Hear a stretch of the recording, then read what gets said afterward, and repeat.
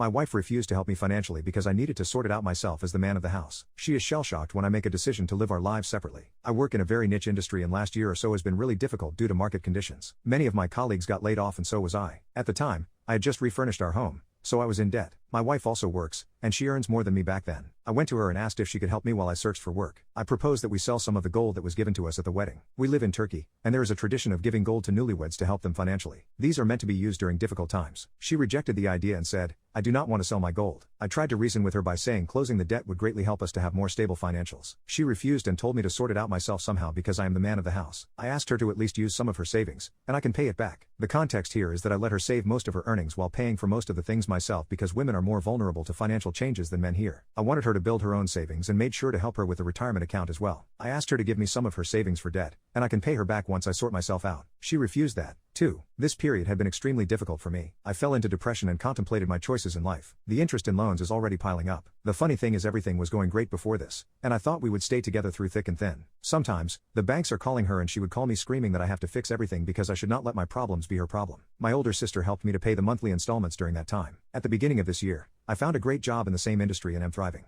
My wife was all smile when she found out that I could now fix my mess. I could not look at my wife in the same way after what happened and started divorce talks with a lawyer friend of mine. Last month, I let her know my decision, and she was served with divorce papers soon after. For her, apparently, it was an unexpected thing, and she was shocked. She tried to talk me out of it, but I was firm in my decision. Families tend to be involved with each other here, which was the case for us too. She put families in between as meditators, but I do not want to marry someone who will not help me during difficult times, especially when considering their financial well-being. Most of my family supports my decision, though they would like me to reconsider it. I know everything is without a problem, but I cannot get over what happened. Update: it has been a rough 3 months, but in the end, we managed to come to amicable divorce terms with my soon-to-be ex-wife. At first, she tried to fight to stop me from divorcing, but I didn't change my mind. These are the terms we agreed on. She gets to keep the gold. I'll get only 20% of her retirement savings instead of half in return for not paying monthly alimony. I get to keep the furniture and own our marital debt fully. Rest of the assets are 50-50. House is not shared because it's my dad's. Her retirement savings became so much that even 20% of it values more than all of the golds. Overall, my lawyer says it's a pretty good deal, considering many spouses prefer dragging the divorce and try taking everything they can in Turkey. For my future plans, I have no idea what to do. I've always wanted to travel to Asian countries. My current role is work from home, so I might have an Asia trip this year. There were some issues at the beginning of the divorce between her and the family, but it cooled down after a while. She accepted that our marriage is over, and I am glad she did not try to drag the divorce process. A court hearing is scheduled for September,